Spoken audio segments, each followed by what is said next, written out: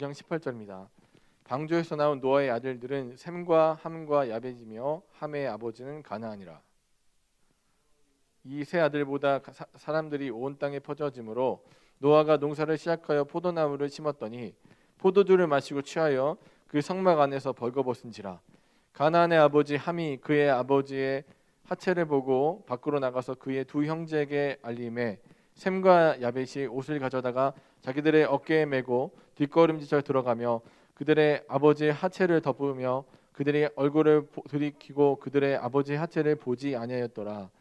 노아가 술에 깨어 그의 작은 아들이 자기에게 행한 일을 알고 이르되 가나안은 저주를 받아 그 형제들의 종의 종이 되기를 원하노라 하고 또 이르되 셈의 하나님 여호와를 찬송하리로다. 가나안은 셈의 종이 되고 하나님이 야벳을 창조하게 하사 셈의 장막에 거하게 하시고 가나안은 그의 종이 되게 하시기를 원하노라 하였더라.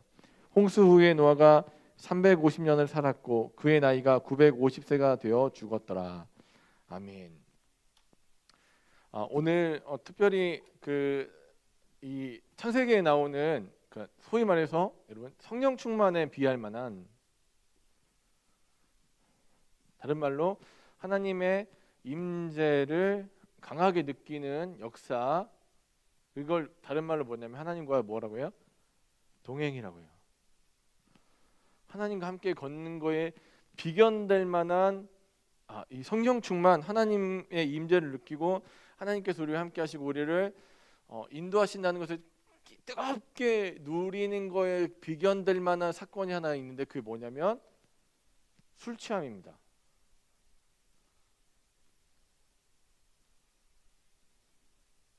자, 뭔가 충만은 해요. 둘 다 충만해요. 1번도 충만이고 2번도 충만이에요. 근데 어떤 충만을 받을 거냐? 성경은 우리에게 얘기하는, 제시하는 게 너는 어떤 충만 안에 있을 거냐? 어떤 임재가, 그러니까 임재를, 여기는 하나님의 임재를 확신하게 되죠. 하나님 나와 함께 하셔.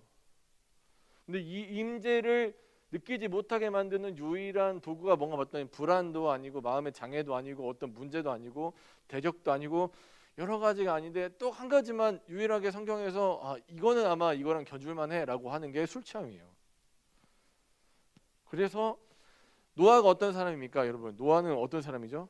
하나님께서 보시기에 행위가 완전하고 의인인 노아가 딱 한 번 인생으로서 실패하는데 그 실패가 왜 받느냐 봤더니 그가 왜 그래요?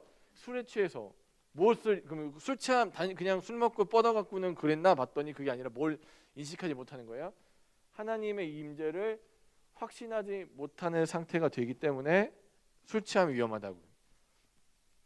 그래서 노아의 삶을 봤을 때 노아가 딱 한 번 실패해서, 그러니까 이게 지금 좋은 일이 아니죠. 자기가 자고 있는데 무슨 일이 벌어졌는지 몰라요. 여러 가지 학자들이, 어떤 사람은 노아의 이 함이 노아의 성기를 거세했다고, 또 어떤 사람은 함이 노아의 그 첩을 갖다가 겁탈해가지고 이런 일이 벌어진 거다. 한 사람은 또 함이 동성연애자라서 그런 거다. 뭐 여러 가지 설이 있는데 성경에서는 그게 뭐 정확하다 이거다라고 얘기하지 않지만 적어도 뭐냐면 아버지라는 사람을 수치스럽게 만드는 비인륜적인 행위 하는 거예요.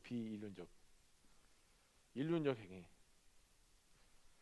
아버지라는 사람, 보통 여러분 사람스러움은, 네가 사람이라면 사람됨은 어떻습니까? 만약에 자기 가족 중에 누구든지 아무튼 뭐 술 취해 갖고는 뻗어 갖고는 길거리에서 옷 다 벌거 벗고 막 돌아다니고 있으면 어떻게 해줘야 돼요? 여러분 생각해 보세요. 막 이렇게 뭐 그럴 일 없겠지만 아무튼 뭐 예를 들어 김성환 목사가 술에 취해 갖고는 옷을 다 벗고 이 동네를 막 방황하면서 있다 돌다가 저기 어디 이 앞에 원종 사거리 어느 쯤에서 이렇게 쪼그리고 자고 있으면 여러분 적어도 사람이라면 어떻게 하셔야 돼요? 자, 1번 핸드폰으로 사진을 찍어서 인스타 같은 데 올린다. 이런 사람도 있어. 2번 경찰서에 신고한다. 3번 가서 옷을 덮어준다. 어떤 거 하실 거예요? 그래도 우리 교인들은 사람됨이 있으세요. 사람됨이. 인륜적이셔. 옷을 덮어주고 아무튼 그 사람의 수치를 거둬주려고 하는 노력이겠죠. 근데 자, 이 술 취함으로 인해 들어온 뭐는, 죄는 인륜을 포기하게 만들어요. 이제 이 얘기를 계속 들려드릴게요. 죄라는 문제가 들어오면 뭐가 망가지냐면 하나님의 임재가 망가져요. 하나님과 같이 있는 거. 임재가 뭐냐면 오늘도 하나님을 느끼네, 따뜻함을 느끼네. 하나님 나와 함께 하셔. 나에게 말씀하시고 내게 이 성경으로 말씀하시고 내 삶을 주도하고 계셔. 그 임재, 하나님의 임재, 하나님의 따뜻함, 하나님 날 다스리고 계셔라는 것을 놓치게 돼요. 죄가 들어오면. 그러면은 죄가 들어와서 임재를 까먹으면 100% 되는 게 뭐냐면 일륜이 망가져요. 예를 하나 드릴게요. 여러분, 만약에 우리 권사님 나오셨으니까 김도진 장로님이랑 권사님이랑 둘이 잘못해갖고 운전하다가 뭐지 이렇게 앞에 있는 동물 하나 치었다고 생각해봐요. 뭐 끔찍한 일이지만 동물을 딱 치었어요. 경찰이 딱 와서 조사받을 거 아니에요. 근데 운전은 아무튼 권사님이 했어요. 만약에 예를 들어 그러면 딱 경찰이 불러갖고 도대체 운전 어떻게 하고 다니는 거야? 누가 운전했어요? 딱 그러면 적어도 부부잖아요, 부부. 우리 김도진 장로님 뭐라고 하실 것 같아요? 바로 이분입니다. 제가 운전대를 잡지 않았어요. 우리 와이프가 잡은 거예요. 전 잘못이 하나도 없어요. 저 옆에서 타가지고 여보 좀 조심해. 그런 얘기까지 심지어 했는데 우리 와이프가 속력을 줄이지 않더니 결국 이런 일이 내고 말았네요. 그러지 않죠. 그날로 그 얘기하는 날로 그죠? 경찰서 나오자마자 끝장날 수가 있어요. 근데 보통 인간이라면 인륜적인 거라면 어떻게 하는 게 정상적인 거예요? 말이 그렇더라도 제가 했습니다. 든지 저 옆에서 운전 좀 미숙한데 좀 가르쳐 줄 거예요. 제가 좀 잘못했습니다. 같이 덤을 같이 써야 되잖아요. 그게 인륜적인 거죠. 제가 왔을 때 하나님에 대한 인지가 있는 사람, 임재를 깊이 체험하는 사람들은 뭐부터 하냐면 은혜를 구해요. 잘못했다고 그래요. 그래서 어떻게 하면 인간 관계가 안 깨지는 거예요. 죄가 안 들어오면. 그런데 죄가 들어와가지고 그러니까 부부 사이에 맨 처음에 한 일이 서로 지적질한 거예요. 자, 죄가 딱 들어왔어요. 죄가 들어와서 선악과 누가 먹었냐 물어봤어요. 그건 적어도 우리 교회 다니는 예신교회 다니는 지금 이 자리에 참석하신 남자분들 또 영상 보시는 남자분들은 되게 멋있는 분이니까 뭐라고 합니까? 제가 했습니다. 제가 죽을 죄를 졌습니다. 그러니까 제 아내 하완 용서해 주세요. 그러면 우리가 이렇게까지 고생 안 하셔도 돼요. 인간적으로. 근데 어떤 일이 벌어지냐면 딱 누가 먹었어? 그러니까 뭐라고요? 그냥도 아니야. 그냥도 얘가 먹었어도 아니에요. 그냥 하나님이 나에게 주신 이 여자가 나에게 먹으라고 해서 내가 먹었습니다. 몇 차까지 가는 거야? 하나님까지 찍고 당신이요. 얘가 그랬어요. 그럼 뱀한테 그러니까 하한테 물어봤어요. 너 왜 그랬냐 물어봤을 때 적어도 인간 대표잖아요. 그 만물을 다스리는 왕이잖아, 왕. 자기가 왕이면 자기 동물이 그런 식으로 찝쩍거려서 그렇게 문제가 터졌으면 적어도 책임감 있게 왕이니까 제가 잘못했습니다. 대표로 제가 혼나겠습니다. 그랬으면 여기까지 안 왔을지도 몰라요. 근데 사람은 어쩜 그렇게 행동이 빤한지 이 죄가 들어오면 뭐가 무너진다고요? 인륜이 무너져요. 인간성이 무너져요. 인간답지 못한 행동을 하는 거예요.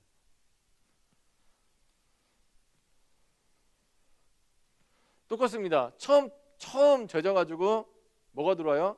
이 살인이 들어올 때도 살인할 때도 어떻게 합니까? 하나님 물어보시죠. 야, 너 동생 어디 갔냐 했더니 뭐가 또 깨져요? 인간성이 깨지는 거예요. 내가 동생을 지키는 자입니까? 실제적으로는 동생을 지켜주고 동생을 보호할 권한이 첫째에게 있는데도 불구하고 그는 인간성을 상실해버립니다. 마지막으로 모든 이 인간성 상실의 최정점을 찍는 게 4장에 등장하는 라멕이라는 사람이 나와서 뭐라고 합니까? 누가 나를 조금 상처를 냈는데 그 상처로 인해서 난 죽여버렸어. 배로 갚는 거죠. 인간성이 말살돼 버려요. 그 인간성이 말살되는 역사가 어디까지 이어지나 봤더니 6장에서도 인간성이 망설여요. 6장 그림 보시면 처음에 나오는 게 뭐예요? 하나님이 이 사람들이 결혼해서 딸들을 낳고 하나님의 아들들이 자기 눈에 보이기 좋은 대로 사람의 딸을 취했다라는 구절이 1, 2장에 나오죠. 1, 2절에. 그러면 여기도 마찬가지인데 자, 하나님의 신의 자손이라고 불리는 어떤 사람들이 뭘 봐요? 예쁜 여자를 만나요. 자기 눈에 어때요? 그게 보기 좋아요. 그러니까 어떻게 해요? 이 여자를 자기의 아내 삼으려고 해요. 자, 이 구도가 6장 2절에도 나오지만 계속해서 창세기에서 반복되는데 자, 이 아브라함이 어디로 가요? 가난해져서 이제 먹고 살 게 없어서 네게부 지역에서 어디로 가요? 이집트 땅으로 가니까 이집트 땅에는 신의 자손이 하나 있어요. 누구예요? 이름이? 파라오가 있죠. 바로가 누굴 봤어요? 아브라함의 아내 사라를 봤어요. 눈에 어때요? 좋아. 그러니까 어떻게 해요? 자기 아내로 삼으려고 해요. 하나님이 그 좋아요, 나빠요? 싫어요. 또 비슷한 일 또 있어요. 아브라함 때 아비멜렉이라는 이 골리앗 그 민족의 왕이 하나 있어요. 그 왕이 자기를 하나님의 아들이라고 칭해요. 나는 신의 자손이야. 난 하늘로부터 온 사람이야. 난 엄청 세. 권력도 있고 힘도 있고 돈도 있어. 그 사람이 누굴 봐요? 사라를 봤어. 그죠? 사라는 누구예요? 근데 남의 부인이잖아요. 와이프. 그 사람을 보니까 복이 어땠어요? 좋았어요. 그래서 뭐 어떻게 하려고 해요? 자기 아내를 삼으려고 해요. 하나님 그거 좋아하셨어요? 나빠하셨어요? 나빠하셨어요. 싫어. 똑같은 일 또 있어요. 아브라함 나왔으니까 두 사람 누구예요? 이삭도 이제 그 다음 때에 있는 아비멜렉이 어떻게 해요? 자기 신의 자손 여전히 그 사람이 누굴 봐요? 이번엔 누구예요? 이삭의 아내. 에? 누구요? 리브가를 봤어요. 어땠어요? 좋았어요. 그래서 어떻게 하려고 해요? 아내로 삼으려고 해요. 하나님 그 보시기에 안 좋았어요. 비슷한 사건이 또 나오는데 그건 언제 나오냐? 이제 이삭 낳았으니까 그 다음 누구예요? 야곱이네요. 야곱의 딸 중에 디나라는 애가 있는데 세겜 지역을 갔다가 세겜이라는 신의 아들을 만나요. 그 사람이 복이 어땠어요? 이 여자가 좋았어요. 남의 딸이죠.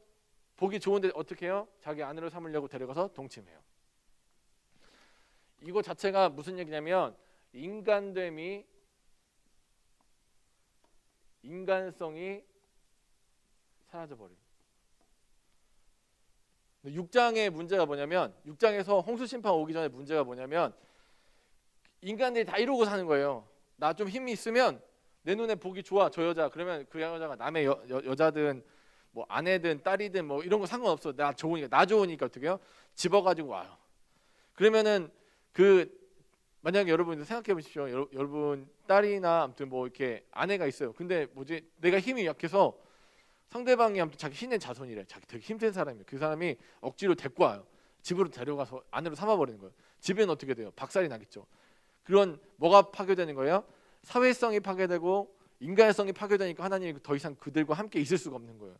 이 사람답지 못한 것들이랑은 도저히 함께 하실 수가 없어요. 그러니까 하나님이 어떻게 합니까? 6장에서 내가 그들과 함께 있지 않을 것이다. 난 쟤네랑 같이 있을 수 없어. 왜냐하면 뭐가 없어졌어요? 인간성이 상실했어요. 근데 정말 재밌는 건 뭐냐면 인간성은 정말 소중한 인간성. 성경에서도 너무 소중하게 다룬 인간성이라는 것은 어떻게 오는 거예요? 인간성은 내가 돌을 열심히 닦고 내가 사람됨을 위해서 막 열심히 노력하면 인간적이 되죠? 아니에요. 인간은 어디서 왔어요? 흙에서 오고 또 어디서 왔어요? 하나님께로부터 왔죠. 내가 인간성을 회복한다는 것은 뭐예요? 내가 뭐 하는 거예요? 하나님을 닮아가는 거. 하나님을 닮아가는 거. 내가 저 짐승들이랑 다른 점이 뭐냐면 짐승들도 흙으로 돌아가지만 나와 짐승의 차이점은 뭐예요? 나는 하나님께로부터 온 존재라서 나 인간성이라는 것 자체는 인간다움은 누구랑 같이 있을 때 회복되는 거예요? 하나님이랑 함께 할 때 회복되는 거예요. 그래서 죄라는 문제가 와서 하나님으로부터 단절을 시키면 당연히 뭐가 나오냐면 비인간적이 나와요. 비인간성. 하나님과 붙어 있으면 나는 인간성 회복이 돼요. 사람다워져. 참 사람스럽게 살아.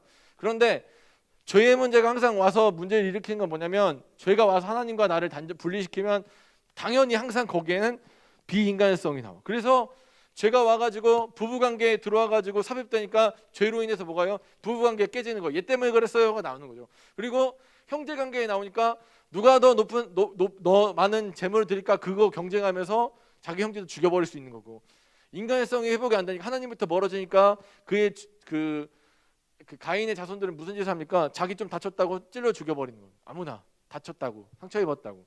그런 게 계속 반복돼 가지고 6장에서는 어떤 식으로 나오냐? 인간성이 서로 다 완전히 부패해 갖고 서로 이제는 내가 좋아하는 여자 있으면 내가 막 데려. 왜? 내가 힘이 세니까.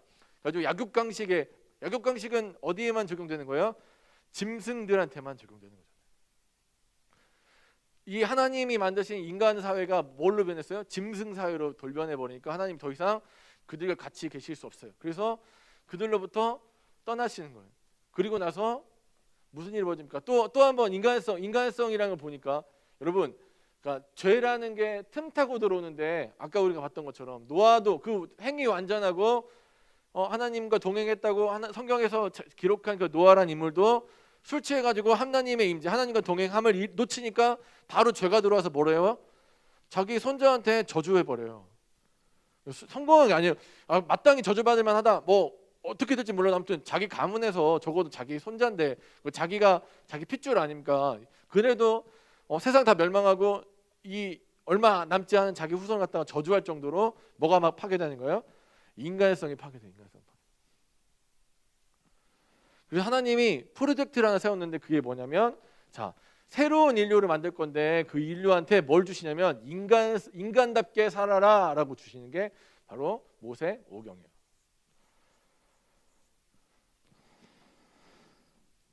율법을 주시는데, 토라를 주시는데, 토라 내용은 아주 간단합니다. 토라는 이런 거예요. 고리대여 하지 마. 고리대여금. 그러니까 네가 만약에 누구한테 돈 빌려줬으면 돈 빌려주는 만큼 이자놀이 하지 말라고. 네가 받을 것보다 더 받아갖고 보통 어떻게 합니까? 몇 배로 해서 고리대가지고 인생 망치게 그렇게 해가지고 하지 마. 그리고 또 뭡니까?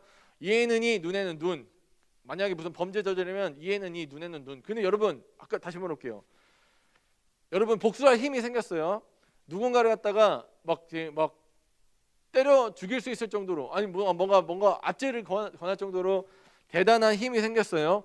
그럼 여러분들 궁금해서 물어보는 거예요. 뭔가 복수한다고 생각해봐. 누구한테. 그럼 누가 나 저번에 내 마음을 이만큼 아프게 했어요. 그 사람한테 이만큼 아프게 할 거예요? 가서 복수한다고? 자, 그럼 예를 들어 누가 포크로 여러분 옆구리를 쿡 찔렀어요. 복수할 수 있는 힘이 생겼어. 어떻게 하실 거예요? 똑같이 포크 들고 쿡 찔릴 거예요? 아니요, 나는 삽을 들고 막 그냥. 사람은요, 그 라멕이 아주 정확한 그 하나님 본성을 잃어버린 사람의 평가예요. 자기한테 누가 괴롭히면 자기 몇 배를 갚는데요? 70배 갚는데 70배. 여러분 누가 여러분한테 잘못하면 여러분 뭐 이렇게 해보세요. 생각해보면 좀 아끼는 거 생각해야 돼.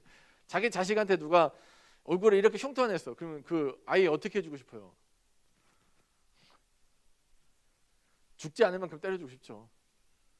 7배? 7배는 70배를 갚아주고 싶은 게 사람 마음일 거예요. 근데 성경은 우리가 뭐래요? 사람다운 뭐래요? 이에는 이, 눈에는 눈만 갚는 거예요. 그게 잔인한 뜻이 아니에요. 복수는 원래 몇 배로 하잖아요, 사람들. 그러니까 성경에서 뭐라고 하냐면 이에는 이 다쳤으면 이만 갚아. 이 하나 빠졌으면 이 하나만 빼. 2개 빼지 말고. 눈 다쳤으면 눈만 다치게 팔다리 자르지 말고. 이게 성경이에요. 그러니까 적어도 오경에서 얘기하는 건 뭐냐면 사람스러움을 회복하라는 거예요.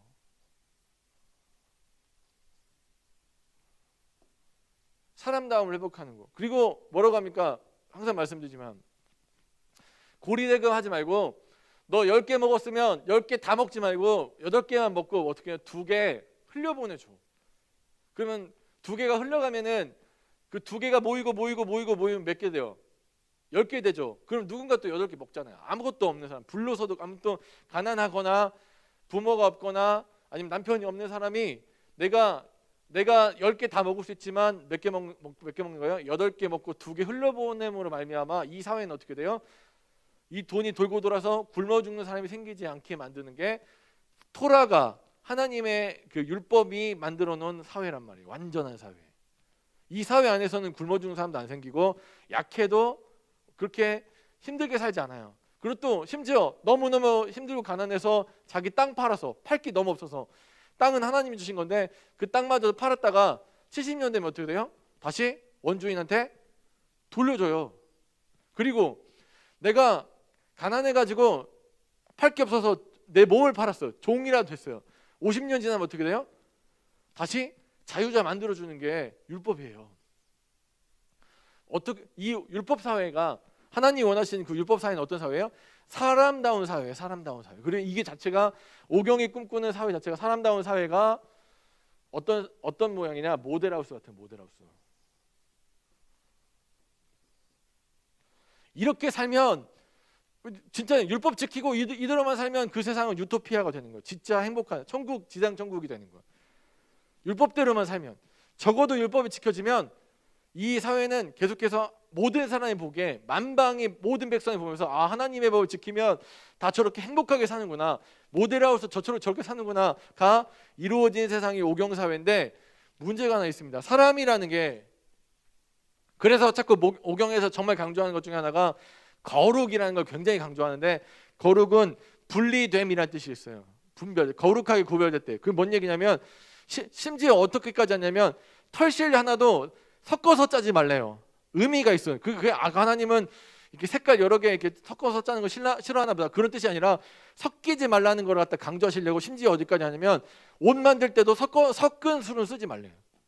그 정도로까지 기억하래요. 섞이지 말래요.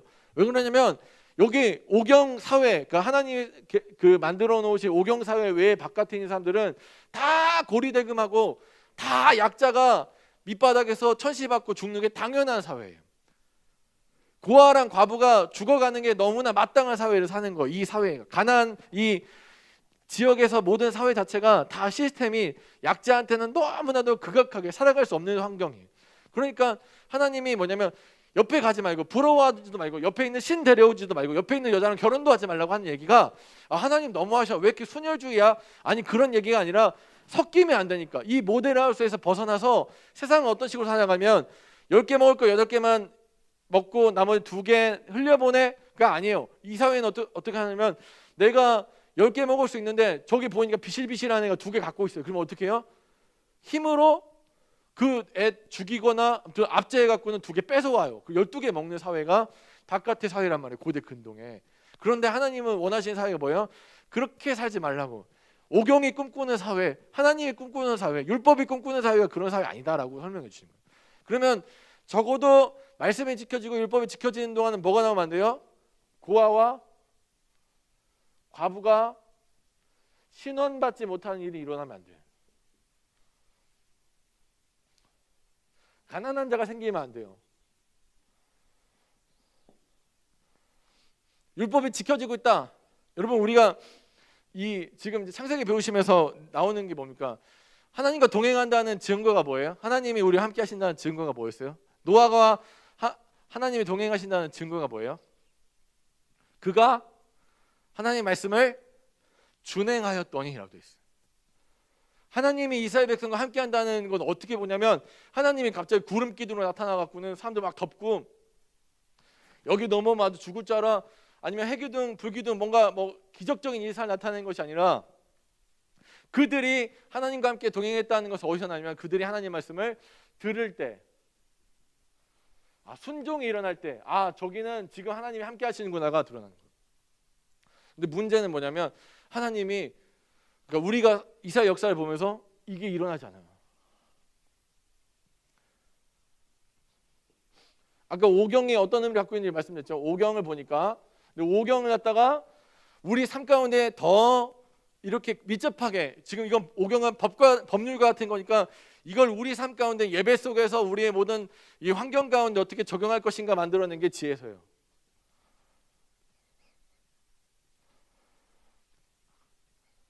욥기, 시편, 잠언, 전도서, 아가까지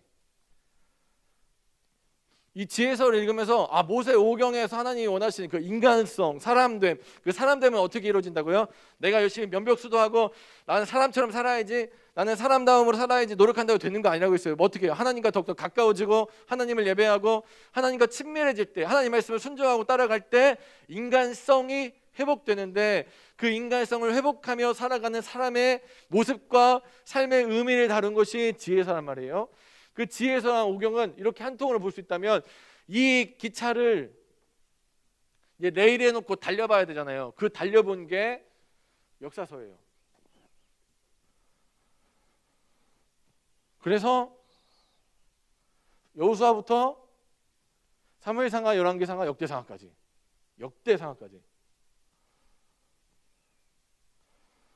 쭉 달려봤어요. 그런데 문제가 있어요. 이 레일, 하나님께서 원하시는 이런 모양이야, 이렇게 해야 돼, 이런 식으로 가야 된다라고 하나님 정해놓으신 그 레일, 그 기차가 레일에 딱 올라가서 달려보니까 무슨 일이 벌어져요? 하나님 원하시는 게 안 드러나요. 이렇게 원만하게 가지를 못해. 가는 동안 내동 보니까 왕이 백성들을 핍박하고 돈 있는 놈들이 자꾸 가난한 사람들 괴롭히고, 그러면서 계속해서 하나님 원하시지 않은 뜻대로 사니까 여기에 대해서 그거 아니다라고 얘기하면서 하나님 뜻을 전하는 게, 이쪽에다 말씀을 공급해 주는 게 선지서. 그래서 구약 성경은 크게 네 가지로 나눕니다. 하나는 오경, 하나는 그 오경을 삶 속에서 어떻게 풀어낼 것인가 고민한 지혜서, 그리고 그 오경과 지혜서를 레일에 놓고 달려보면서 역사적 흐름 안에서 어떻게 하나님의 말씀을 어기기도 하고 지키기도 하고 하나님의 순종하며 따라갔냐를 보는 역사서. 그 역사서 안에서 너희는 하나님의 법을 어겼다라고 지적해주는 하나님의 음성이 들려지는 선지서까지 총 4개가 이 창세, 그러니까 우리가 갖고 있는 구약 성경의 패턴이에요. 4개. 이것만 기억하시면 돼요. 다시 한번 설명해 드리지만, 오경, 그 오경을 주석처럼 사용하는 지혜서, 그리고 이 하나님께서 원하시는 이 그림, 이 구조가 레일을 밟고 출발해 와서 역사적으로 한번 달려본 게 역사서.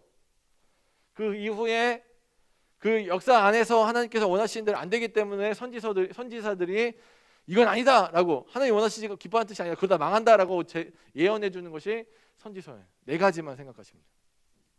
이제 이거에 대해서 나중에 좀 더 구체적으로 말씀드리겠지만 이것만 먼저 기억하시면 돼요. 그래서 오경에서 원하시는 게 뭐라고 했어요? 사람다움이래요. 사람다움. 지혜서에서 계속 다루는 게 뭐냐면, 그러니까 잘 먹고 잘 사는 거, 이 땅에서 부유하게 사는 거, 그게 지금 중요한 게 아니에요. 하나님 원하시는 건 뭐예요? 하나님 어떻게 평가하세요? 가인의 자손들이 해놓은 게 뭐예요? 아파트 올리고 자동차 비싼 거 사고 삼성 만들고 현대 만들고, 그거 한 게 지금 사장이 나오는 거예요. 잘 먹고 잘 살았던 거. 저희 중고등부 예배 시간에 애들한테 물어봤어요. 사장과 오장 비교해 주면서 어떻게 사는 게 낫겠냐. 근데 내가 느끼기에도 사장은 뭔가 삐까뻔쩍 좀 그런데 번쩍번쩍해. 아니 막 얘기하잖아. 이 사람은 나중에 커서 훌륭하게 자라서 삼성을 창업했습니다. 이 사람은 커서 나중에 애플을 만들었습니다. 그런 얘기 들으면 우리도 마음에 야 저렇게 한번 살아봐야 되는 게 아니라 인생은 한 방인데, 그런 생각 드는데 5장 딱 보니까 어떻습니까? 낳고 뭐 낳은 죽었더라. 끝났어. 세상에 이렇게 단조로운 성경이 있다니. 읽으면서 사장은 그래도 스펙타클 하잖아요. 막 재밌어요. 이것도 만들고 저것도 만들고 이거에 자손이 됐고 막. 그런데 5장 딱 읽는 순간부터 하품이 막 나오기 시작해요. 야 이거 언제 다 끝나? 이거 이렇게 많이 죽고 그냥 한 줄로만 여기서부터 여기까지 살았더라. 그럼 끝나는 거예요. 그런데 하나님은 어떤 하나님이래요? 우리 집까지 계속 지금 새벽 시간에 계속 보시는 거예요. 하나님은 어떤 하나님이에요? 보시는 하나님이시죠. 판단하시는 하나님이시죠. 인간이 아무리 높이 바벨탑을 높이 쌓여 올려도 하나님 그거 보시로 내려오셨어요. 보시로 오셨어요. 판단하러 오셨어요. 그러니까 이 역사서 안에서도 아합 왕 같은 사람들 있잖아요. 여러분 지금 그러니까 역사서에서 제일 나쁜 놈이 아합이에요. 그렇게 생각하시면 돼요. 그 아합 왕을 갖다가 역사적 평가는 뭐냐면, 야 이 사람은 무역에도 엄청난 기여를 했고 국가가 번영하고 강화가 되는데 엄청난 기여를 했다고 이스라엘 자체 역사에서는 그렇게 써 있어요. 근데 성경은 그를 세상 나쁜 놈으로 그리는 거예요. 하나님이 기뻐하지 않으시거든요. 그 하나님 기준에는 그 사람 아웃이거든요. 그러니까 세상 기준으로 볼 때 어떻게 살았냐가 중요한 게 아니에요. 역사서에서 평가하는 왕들의 기준은 그렇습니다. 땅을 얼마나 넓혔나, 얼마나 많은 데서 이 공물을 받았나, 그런 얘기가 아니에요. 하나님 원하시는 행동을 했나, 그가 여호와 보시기에 괜찮은 자였나를 평가하는 게 역사서예요. 그러면 우리도 마찬가지로 어떤 평가를 받는다는 거예요? 하나님의 역사적 평가를 받는다는 거예요. 너 헌금 얼마 했어?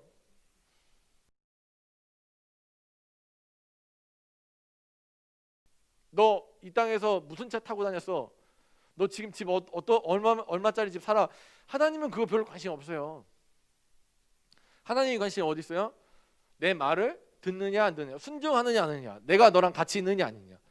그래서 선지자들이 참 재밌는 얘기를 해요. 선지자들 여러분 그러면은 이스라엘 백성들 그러니까 여기 이제 선지서에서 주된 내용이 그거잖아요. 두 가지. 하나는 1. 내게로 돌아오라. 2. 고아와 과부 문제. 선지서에서 다루는 12선지서에서 하는 얘기는 항상 똑같아요. 내게로 돌아오라. 너 지금 내게로 돌아와야 돼. 두 번째가 고아와 과부를 실현하라.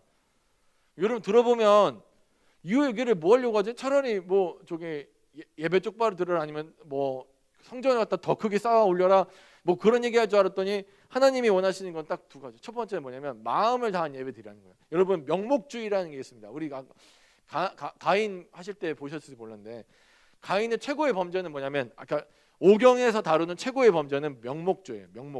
명목주의를 죄로 다루는. 뭐냐면 가인이 제사 했어요, 안 했어요? 제사 드렸어요.